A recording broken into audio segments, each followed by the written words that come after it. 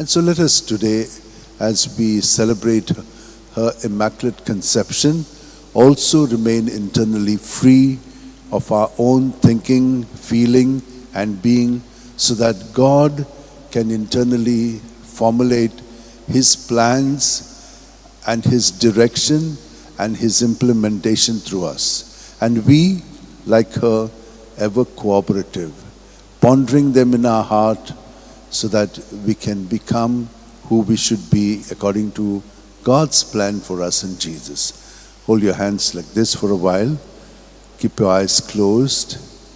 And as we breathe, He fills us. Without Him, we cannot live. So our spirit is one with His spirit.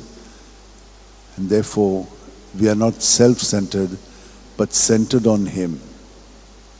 And when we breathe out, we have a chance to let go of all our thoughts, good, bad, ugly, whatever they may be, in Jesus' name. Just keep repeating His name so that all of this internal, whatever is there in us, the good, bad, ugly, is out on Him. And He purifies us and makes us also like our Blessed Mother, immaculate, so that in the next breath, He fills us with His sacredness, His holiness, and makes us truly what we should be in His body.